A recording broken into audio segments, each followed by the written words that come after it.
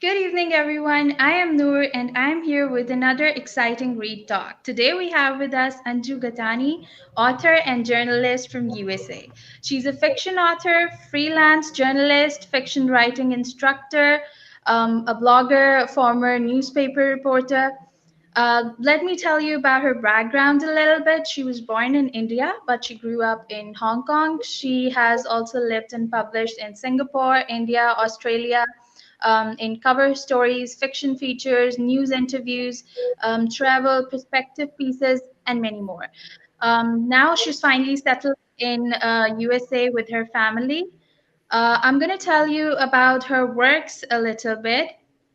Duty and Desire is her debut novel in her Winds of Fire series. It was a June 2nd, 2020 release. The series has been optioned by Justin Shenkarow, Double String Incorporation for adaptation to film and TV series. She hopes that her books will bridge cultures and break barriers.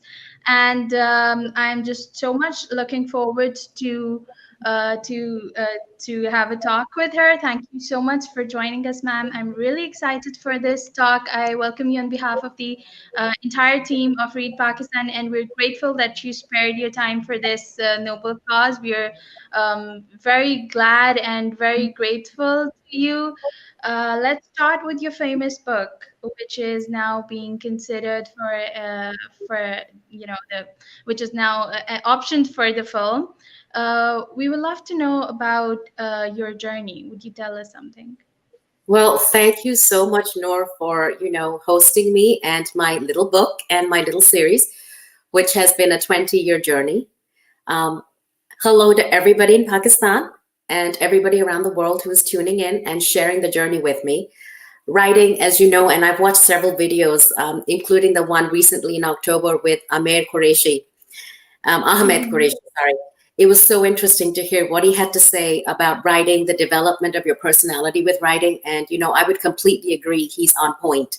So I'd like to touch a lot about those aspects as well, to help students, other people who are also looking into venturing into writing as a profession, which for many people starts off as a series of, hobbies, pastimes. And then, of course, as you become better, you grow better.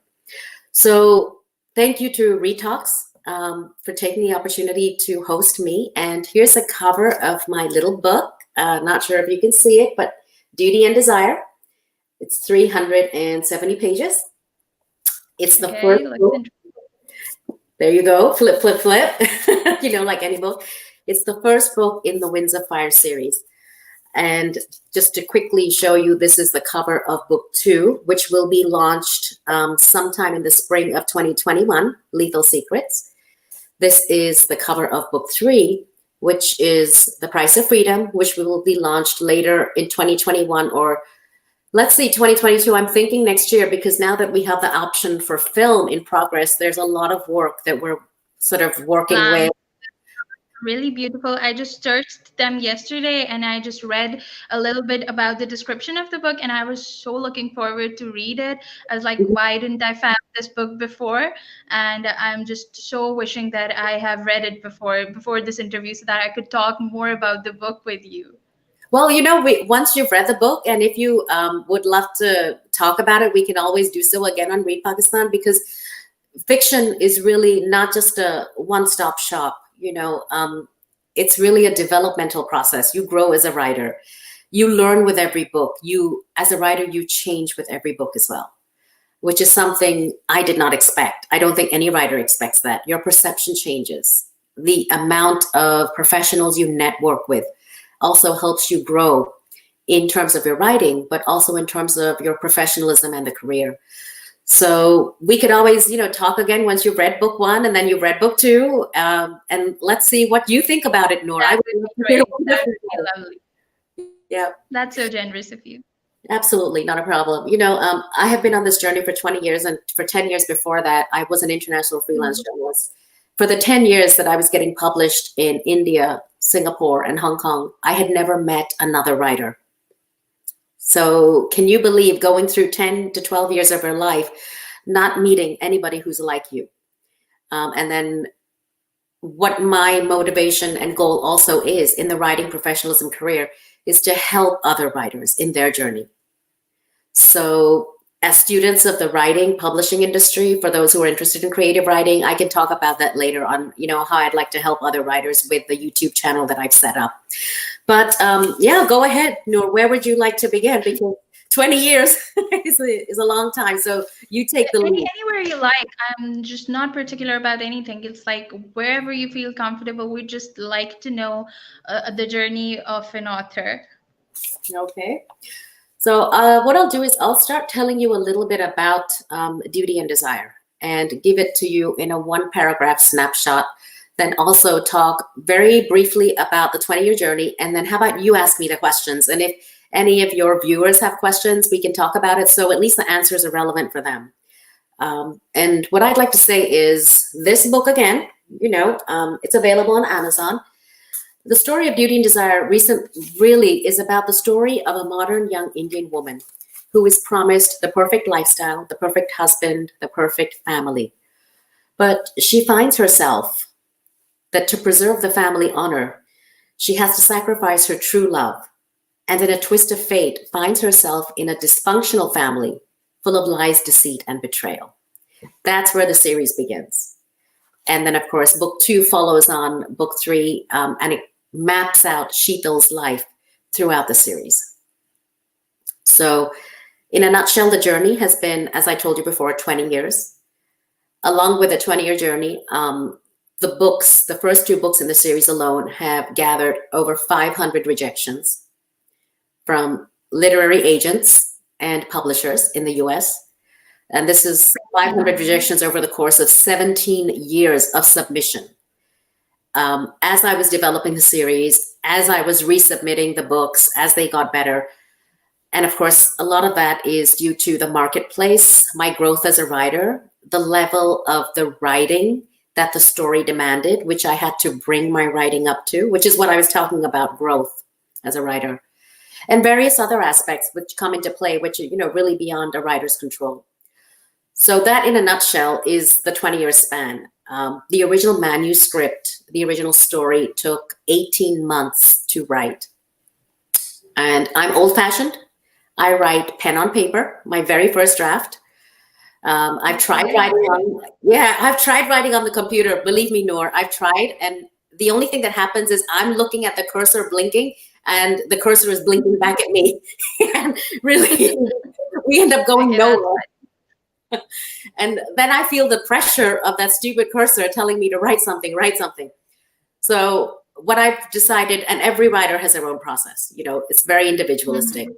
So what works best for me is pen on paper, and then, of course, a series of must-haves for the writing process, the creative side. So you ask me the questions that you feel would help your readers and viewers, and let's go from there. Okay. So let's start from what you hope to achieve from this book. You said that you hope that your book will bridge cultures and break barriers.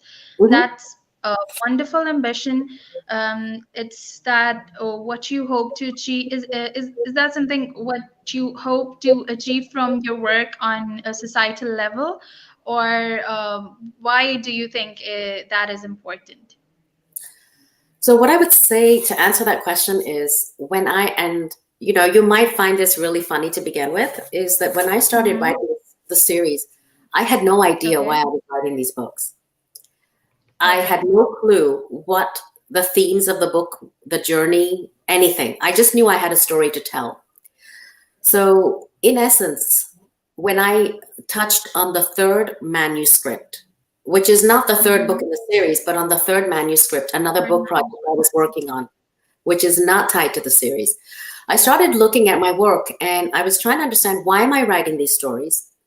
What's behind the stories? The story behind the story, not me as the author, but what's inside of me, my core.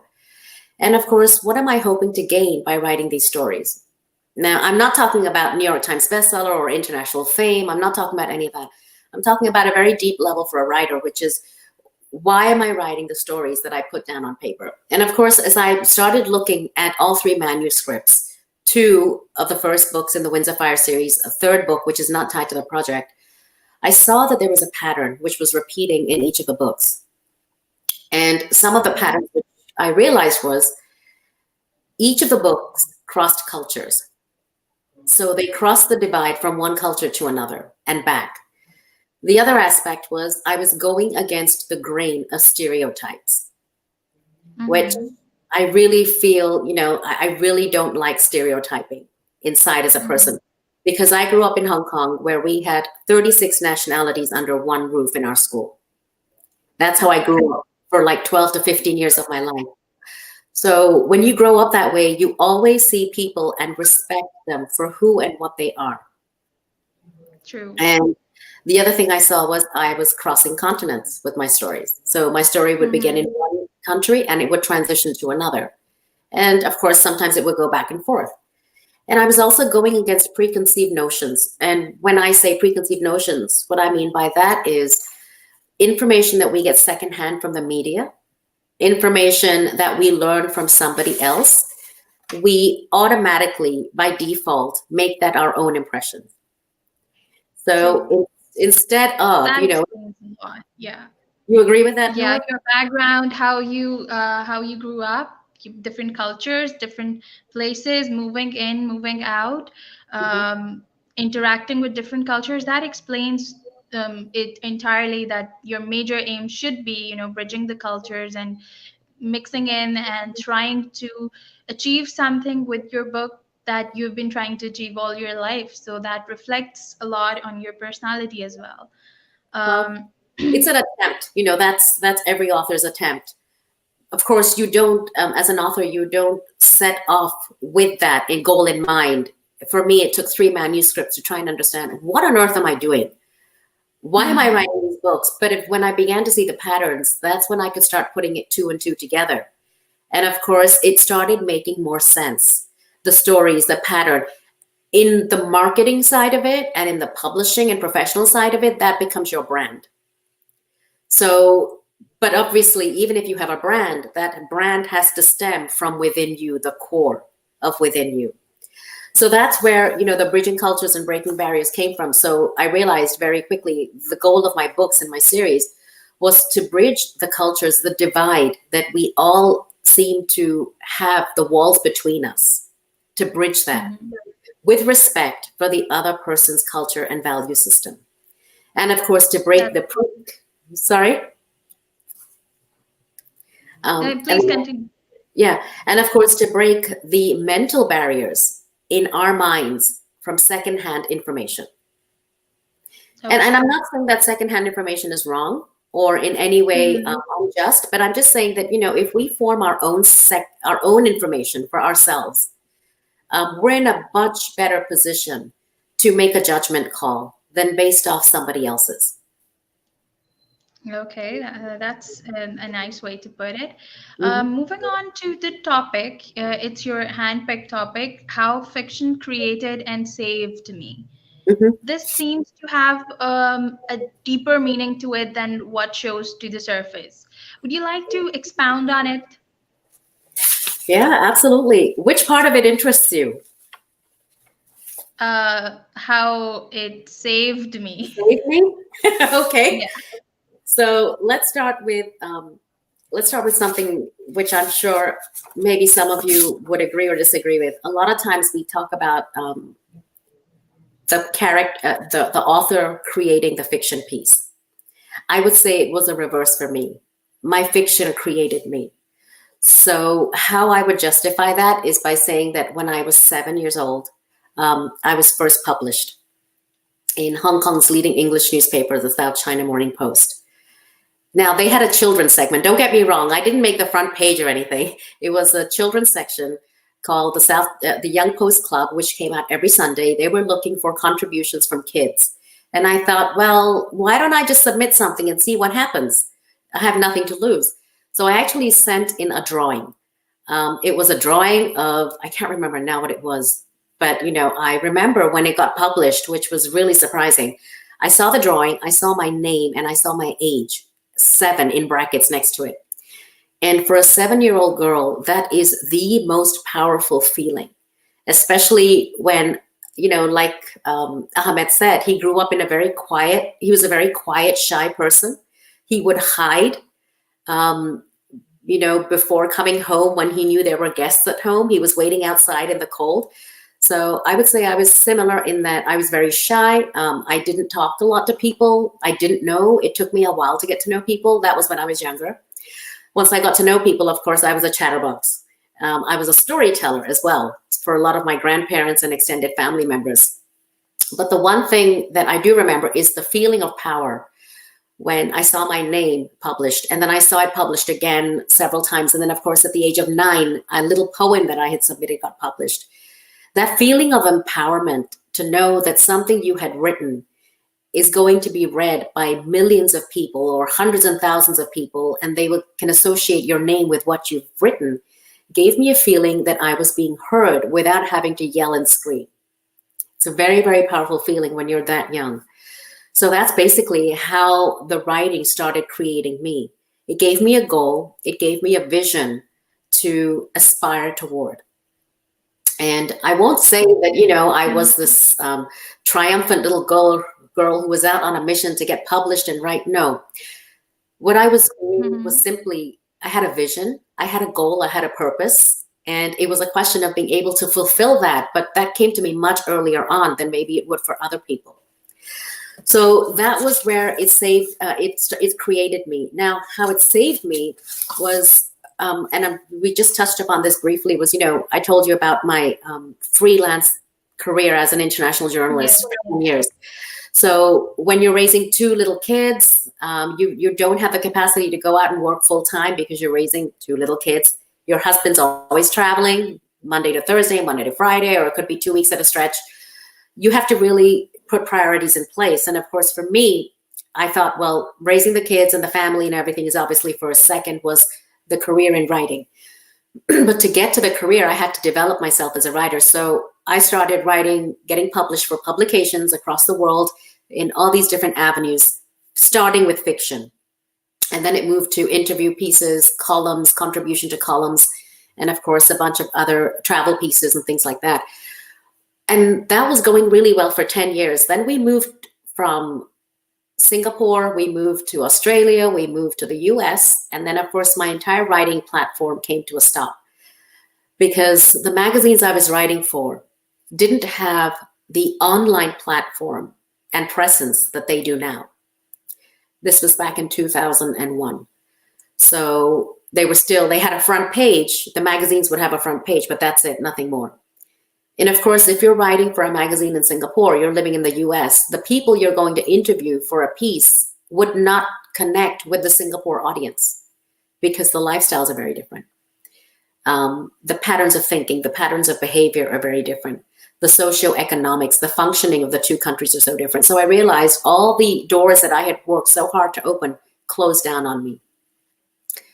Then an idea came and hit me in a daydream.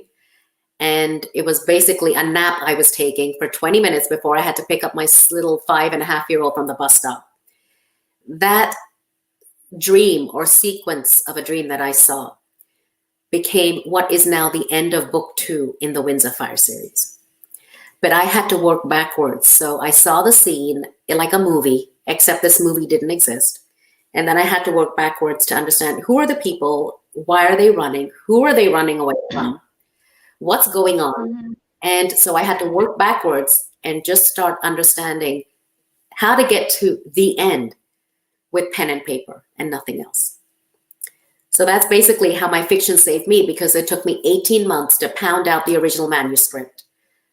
We transitioned from New Jersey, we moved to Atlanta in that time. And after that, then it was a question of rewriting, understanding the publishing industry, the marketing aspects, the whole business side of publishing.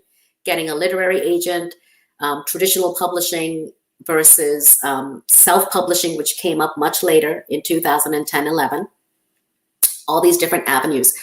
So I would say that my fiction saved me at that point, because if you're in a new country, in a foreign country, and you're not allowed to work and you're not allowed to do XYZ, you're really in a very, very difficult position, I would say. So that's how I say my fiction saved me, and it gave me a goal and purpose. That's a beautiful story, I would say, Hmm. and yeah, that really relates to the topic, and now understand why you picked the topic. Hmm. Um, that's something only a writer can do. That all of her life she can put it just in 4 words and put it before us as the title of something. Hmm. And beside that, there is behind it, there is a much more deeper meaning that only she herself can know, and nobody else can ever understand unless she makes them understand. So you pretty nicely and wonderfully explained the how it created you, how it saved you, how you love fiction, Hmm. and a much more deeper meaning you gave to it. Well, So, it took me so much more time to figure out the deeper meaning of what okay. I'm able to tell you in a few words now, in paragraphs and in sentences. But it took me years to figure that out, like I said, which is a journey by itself. So I Mhm. appreciate the fact that you understand the value of what I'm able to share with you now. Absolutely. We in Read Pakistan, that is what we are here for, to understand books, to understand the meaning behind the books, and to understand the read talks, to understand the authors and what they think and what they feel. Mhm. So, as we know that you've traveled a lot and have experienced different cultures, do you think that the writer in you was born out of those experiences? You a little bit told about this in the answer to the last question as well. But do you rather feel that writing was always natural to you, or was it born out of the travel experiences and other experiences that you had? So that was a really good question. And that's been, that's really making me think hard as well. What I would say is, I think writing has been natural for me from the beginning. I grew up reading fairy tales from as long as I can remember. I loved going into imaginary worlds, picture books as a kid, looking at all the details, and then growing up later, rereading sentences, rereading paragraphs to see how the author puts these sentences and paragraphs together to create an image in my mind. So I would say reading has been natural for me right from the beginning. But, if anybody's looking for suggestions out there, I would say that just having a gift or a talent in the professional world is not enough. You have to have a lot of patience, persistence. You have to grow a very, very thick skin to be able to take rejections. I can tell you right now, 500 rejections for these books. It took a lot of thick skin, but you learn that you have to grow as a writer. You learn that you have to grow from other people's feedback. That's the best way to grow. That's the professionalism required. So what I would say is, along with, a talent or a gift in any creative form, there's also a lot of the inner core that you have to develop and grow to become successful, which requires discipline every day. You can't say, oh, I'm going to write today, but I don't feel like writing tomorrow because I don't know what to write. Well, if you don't know what to write, then you have to do something which is connected with your field to be able to stay in the game and stay on track. So That's I really would say, that is my suggestion in terms of, how I would answer that question, if that helps in any way. true. Okay, so moving on to that, it's usually, said that writers leave a part of themselves in their books. Does Mhm. that hold true for you? I can say it does, but do you feel that it is in your books, in your story, what you are, or is it not? So I would say my books are like my children, honestly. And I think if you ask any author, they would say that. Now, especially if you've been growing a series for 20 years, and you consider that my oldest son is 24 and a half, younger son is 20 and a half, and these books are now close to 20 years old. I would say that's like my third child, honestly, to kind of draw the connection. And with books, what happens is, at least for me, I can say this completely. My books and every book I write are extensions of myself. Going back to the initial avenue of where we started our talk, where I was looking for patterns in the 3 books of why I'm writing this, what's the meaning behind the books I write. I began to see extensions of myself in every story that I'm writing. So when I say extensions, that means the characters themselves, they stem from a very deep core within.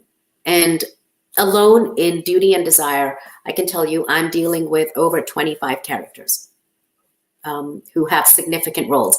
2 of them are leading characters in the book. The other 18, I would say, are secondary characters. And then we have tertiary characters who are not as important. So even within the framework of 20 to 25 characters who I'm playing around with, each one is a different extension from a core within me who aims to explore the different themes in the books that I address. And of course, I didn't start off in the series saying, well, this is the theme I'm going to address. These are the symbols I'm going to use, and this is how I'm going to do it. No, it's a very, very organic process for me. I don't plan as much ahead of time. It takes me a while to figure out through simply putting pen on paper. Once I have a first draft written, then I go back and I start looking into what I've written, and I start dissecting, analyzing. So I start to see that there are different aspects of me, extensions of myself as an author, that is out there to explore the different themes. And of course, you can only do that when you have a first draft written. So that's kind of how I would put in terms of how close the books are to me. They're deep within my heart. They stem from deep within my blood, I would say. The characters are out to explore different avenues, different issues. And of course, you don't always find an answer, which is, I think, what authors try and do. We're not always looking for an answer. There is no right, there is no wrong to life. There are all these different shades of gray. But I think in writing, as a writer, what you're trying to do is you're trying to explore the different shades of gray and find a balance that works. If that. That's beautiful. That's a beautiful way how you've put it. Okay, so we're short on time. Just tell us a little bit about the adaptation. I could not really understand it, so I think it would be a good opportunity for the audience to know, as well as for myself. I was curious about it, so just tell us anything about this adaptation. Okay, so it's hugely exciting. I still cannot believe that this has happened. The book Duty and Desire came out in June 2nd to 2020. It's still a baby in the publishing world. The book is still a baby.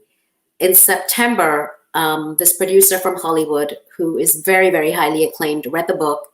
We talked for over an hour on the phone, and he couldn't stop gushing about the book. And I was really, really surprised. Like, seriously, after 500 rejections, you like the book this much? And, Noor, after 500 rejections, in my mind, I was thinking, what if he's read the wrong book and he's talking to the wrong author? I was all prepared for that. And I was thinking in my mind, how am I going to tell him, I think you read the wrong book? So I was not tuned for any of the praise and any of the vision that he was forecasting for the book. But when he started asking me specific questions on Rakesh, Sheetal, and the other characters in the story, that's when I was like, oh crap, he really did read the book. He really understands the book. And it was such a relief. It was such a relief for me that then I had to console myself during the conversation and say, okay, he read the book, calm down, it's okay, everything will be fine. And so it was a very, very confusing conversation for me, because I was trying to interpret the fact that somebody else besides my publisher and agent has loved this book so much that he wants to take it to adaptation. And as I told you before, he's a major Hollywood producer. So some of the questions we got into were, do I think it's suitable for film? Is it suitable for TV series? And of course, we both concluded that TV series would be the best form to look into because it's too big for a film format. The TV series, especially when you have strong secondary characters, like the way I do, which is what I told you a while back, the secondary characters stem from deep within. Right. When you have secondary characters who are that strong and who are that much of a support to your main characters, they automatically take lives of their own. And so the format that worked best would be the TV series. So he's looking into that. We're at the very, very initial stages. We're just in December right now. The holiday season is kicking in. But Justin, obviously he's in charge of everything that needs to be done on that end. He's working with my publisher, my agent. It's all teamwork. Any information that they need from me, I provide as needed.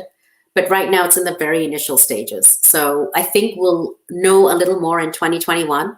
And, if we're able to have this conversation again later down the line, maybe I can, bring you guys up to speed with what's happening on this end once I know a little more and once we've developed a little more on that front.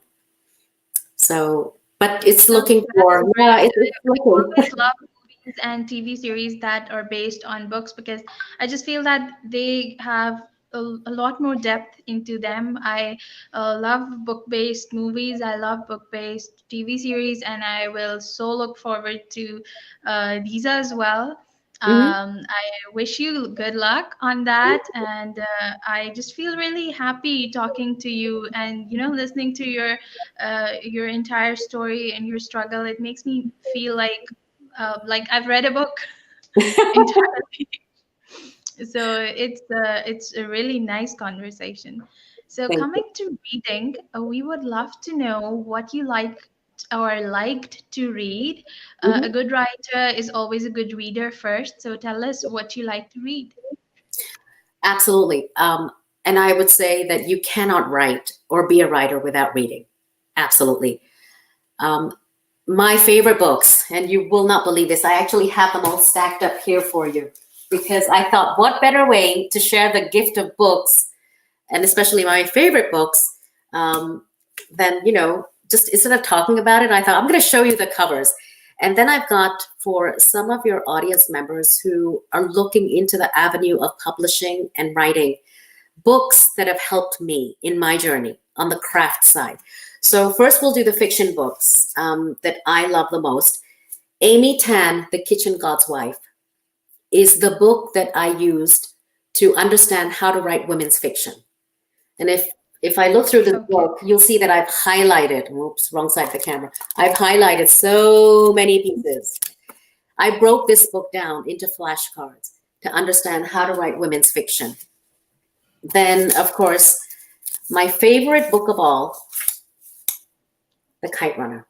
Oh, lovely book. I've read that one. I use this book to teach other writers how to write at conferences and in meetings and things like that. And you can see I have completely highlighted this book to death. The cover is tearing. Whoops, wrong side. It's falling apart. I read this book 3 times. And Great. I have notes on it. That is one book I would say is a must, absolute must read for anybody and everybody who loves good fiction. Then, of course, Khaled Hosseini's A Thousand Splendid Suns, another fantastic book, which Same takes writer, the yes. fantastic. Noor, I'm telling you, I read this book twice. The power of this book is so beautiful that whenever I hold it, I feel my hands shaking because I'm taken back to Layla and Mariam's story. And they're from, the Muslim faith, the Persian Arabic culture. You see a lot of what the women go through, how they endure. But what I've learned is the women of substance that they are from deep within. Then That's Jhumpa Lahiri's book, The Namesake, of course. Her book got adapted to film. And this is a great one, which I love. More on the literary side. And of course, as you can see, lots of notes, lots of, post-it notes and things like that. All books that I've also learned from. This is a different culture now. Shanghai Girls, Lisa C. okay.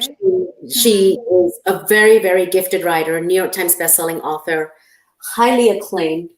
And her book is one of the top reads that I would recommend to anybody. Great. Uh, and Lovely suggestions.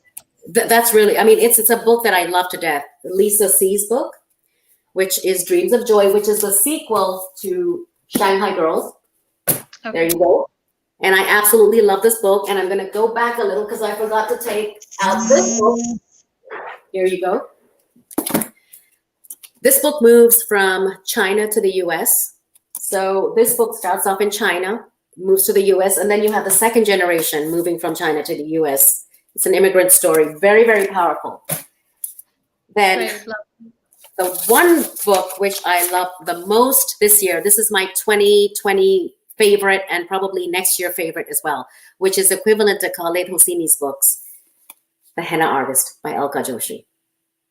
She is an international runaway best-selling author.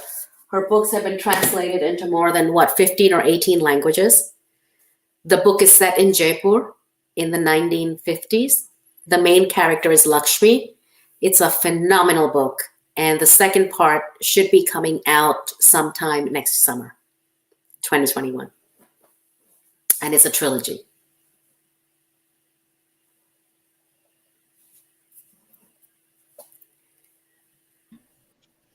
Okay, lovely. That's great. So we have a question from the audience. You can see it down below. Mm-hmm. So please share your experience with publishing and book industry in different countries. Okay. Well, thank you, Farooqji, for that question. You know, the experience with publishing and book industry in different countries. What I would say was the experience I've had with book publishing has been primarily in the US. The experience with publishing outside of the book, in terms of magazines, lifestyle magazines, articles, yes, that has crossed countries. And every country has its own different variations. So, for example, if you're publishing in Singapore, you have to be very in tune with the requirements of what the editor wants and how that caters to the Singaporean audience. If you're publishing an article or a written piece in India, it all depends on the editor. What is the editor looking for? You know, as a writer, you want to write what you write. I get that. We all do. But when you're taking it professionally, you have to really understand your audience. What do they want? What are they looking for? What do they want to read? Because primarily their requirements is what the editor wants, because it's all about the market they're tapping into and brand and audience loyalty.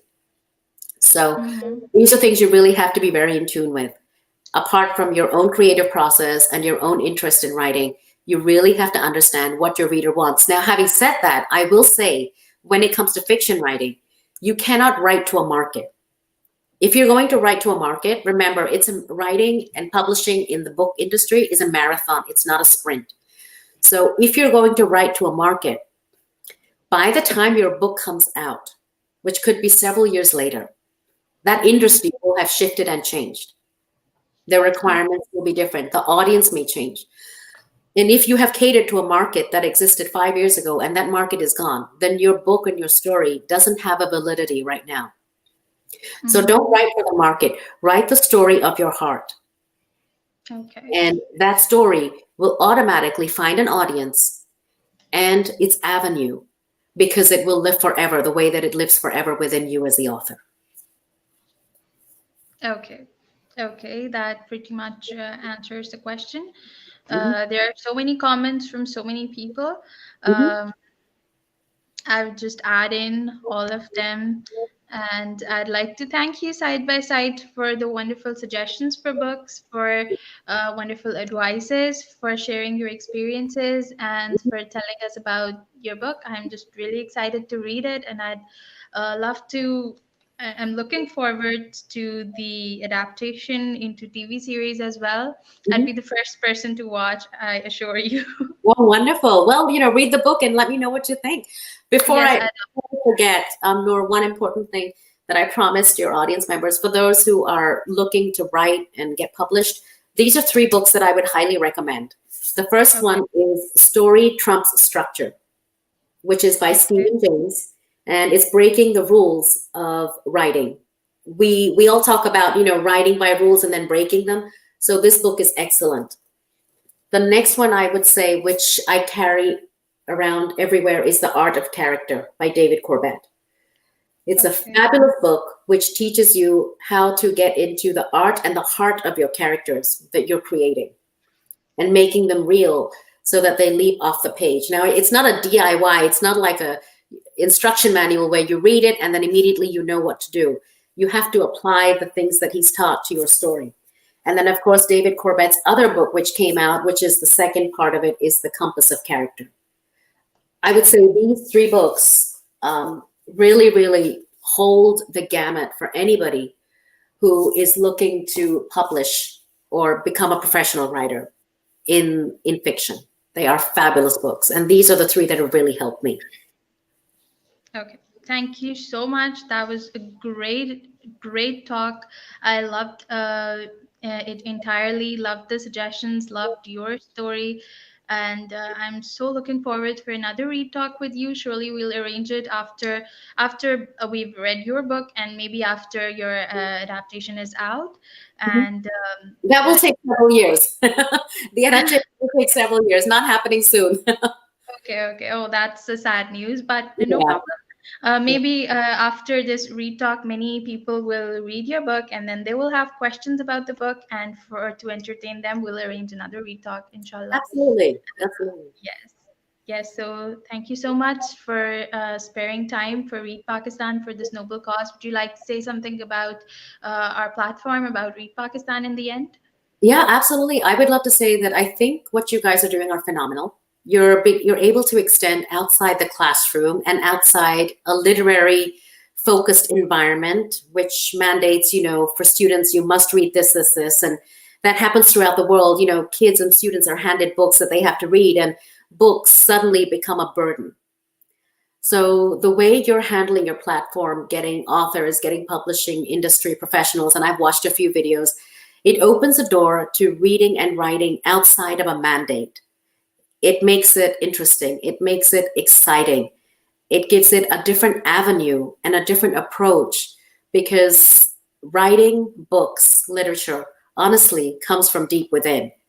And your platform is able to give back to the audience and to the professionals the core, which is where writing stems from. So thank you. Thank you so much for your nice words. Until next time, Allah Hafiz and bye bye. All right. Thank you so much, everyone.